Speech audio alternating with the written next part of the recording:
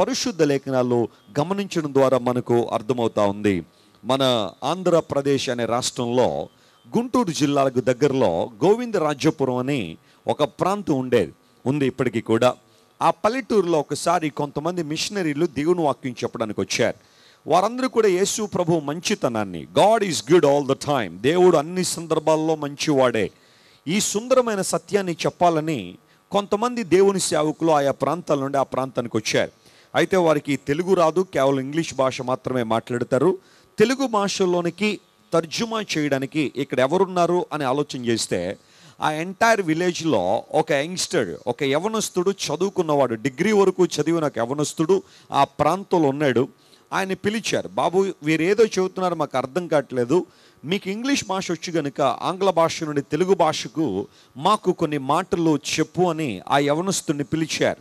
వెంటనే ఆ దేవుని సేవకులు ఒక గ్రంథాన్ని అతని చేతిలో పెట్టి, బాబు మేము ఈ గ్రంథంలో ఉన్న విషయాలే వీరితో మాట్లాడుతుంటాం కనుక నీవి రాత్రి ఇంటికి వెళ్ళిన తర్వాత కొంచెం ఒకసారి ఆ గ్రంథాన్ని చదువు, దానిలో ఉన్న మాటలే మేము చెబుతూ ఉంటాం కనుక చాలా ఈజీగా నీకు అర్థమవుతుందని చెప్పి వారు గ్రంథాన్ని అతని చేతిలో పెట్టారు. అది ఇంగ్లీషు భాషలోనూ తెలుగు భాషలో ఉన్న ఆ రెండు గ్రంథాలని కూడా అతని చేతిలో పెట్టారు. వెంటనే ఆ యవనస్తుడు ఇంటికి వెళ్ళి మొట్టమొదటి పేజీ తిరగవేశాడు. ఎవరైనా పుస్తకాన్ని చదవాలనుకోండి, ఫస్ట్ పేజీ తెరుస్తాం. ఫస్ట్ నేను కూడా చాలా పుస్తకాలు చదువుతూ ఉంటాను, మార్కెట్లో చాలా పుస్తకాలు కొంటూ ఉంటాను. ఆ పుస్తకం చదవగానే ఆ పుస్తకంలో ఏముంటుందో తెలియాలంటే ఫస్ట్ పేజీ నుండి చదవాలి, చివరి పేజీ నుండి ఎవరు చదవరు కదా.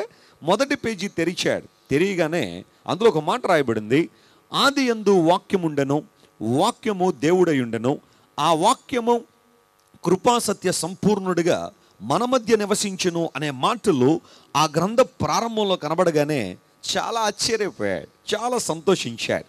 ఎందుకోసం అంటే ఇలాంటి మాటల కోసమే చాలా కాలం నుండి అతను వెతుకుతున్నాడు. He was searching all those words for so many years. అనేక సంవత్సరాల నుండి ఈ మాటల కోసం వెతుకుతున్నాడు. ఆది యందు శబ్ద బ్రహ్మం ఉంది, ఆ శబ్ద బ్రహ్మమే దేవుడు, ఆయనే మనందరినీ రక్షించడానికి లోకానికి వచ్చాడు అనే విషయాలు ఎప్పుడైతే చదివాడో అతని యొక్క మనస్సు, అతని యొక్క ఆత్మ సంతోషాన్ని పట్టలేక పరవశంతో గంతులు వేస్తున్నాడు. నేను ఎంతో కాలంగా వెతుకుతున్న వెతుకులాటకు సమాధానం ఇక్కడ కనబడింది అని ఆలోచన చేసి ఆ గ్రంథం అంతా కూడా రాత్రంతా నిద్రపోలా. ఎందుకోసం? తన జీవితంలో ఒక మధురమైన అనుభవంలోకి వచ్చాడు, ఒక శ్రేయస్కరమైన ఆశీర్వాదంలోకి వచ్చాడు.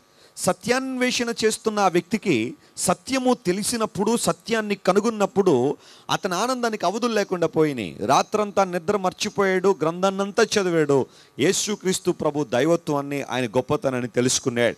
ఆ మిషనరీలు ఇతని తర్జుమా చేయడం కోసం వాడుకున్నారేమో కానీ ఆ వ్యక్తి ఆ గ్రంథాన్ని చదవడం ద్వారా యేసు ప్రభు దైవత్వాన్ని గుర్తించి ఆయనే దేవుడు, మనం పూజ చేయాలి అంటే, మనం నమస్కరించాలి అంటే, మనం ఆరాధించాలి అంటే, దేవుని స్తుతించాలంటే యేసు ప్రభు ఒక్కడే ఆ పూజకు అర్హుడు, మనం చేసే ఆరాధనకు యోగ్యుడు, మనం ఇచ్చే స్తుతికి పాత్రుడు, మనం చేసే స్తోత్రానికి అర్హుడు అనే విషయాన్ని గుర్తించి అప్పటి నుండి కూడా యేసు ప్రభుని తన సొంత రక్షణగా అంగీకరించి ప్రభు కృపలో వర్ధిల్లడం ప్రారంభించాడు.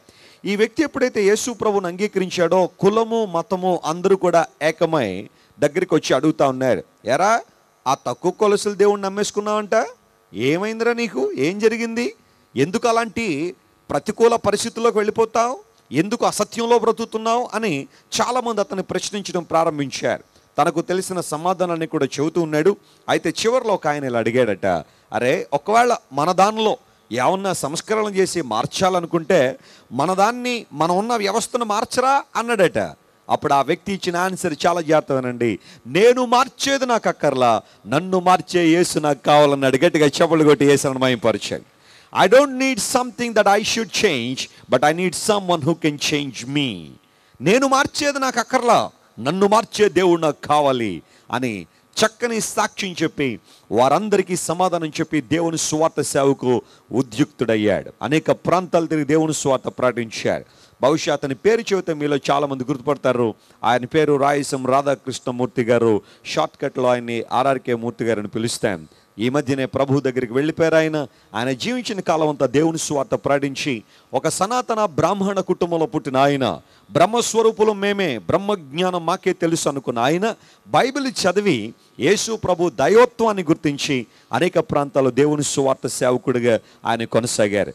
My dear friends, the reason behind I'm telling this interesting incident happened in our city or in our state, మన రాష్ట్రంలో జరిగిన ఈ విషయాన్ని మీకు చెప్పడంలో నా ఉద్దేశం ఏంటి అంటే, ఈ రాత్రి నిన్ను మార్చే దేవుడు నీకు సమీపంగా ఉన్నాడు. నీ స్థితిగతులు ఆయన మార్చగలడు, నీ సాంఘిక పరిస్థితులు ఆయన మార్చగలడు, నీ ఆధ్యాత్మిక స్థితిలో మార్పును ఆయన తీసుకురాగలడు. కనుక ఆయనకి ఎవరైతే చోటిస్తారో, తమ హృదయాలు తెరిచి ఎవరైతే దేవునికి స్థానం ఇస్తారో, అలాంటి వారి జీవితంలో గొప్ప కార్యాలు జరిగించడానికి ప్రభు సామర్థ్యం కలిగిన వాడు. పాత నిబంధన గ్రంథంలో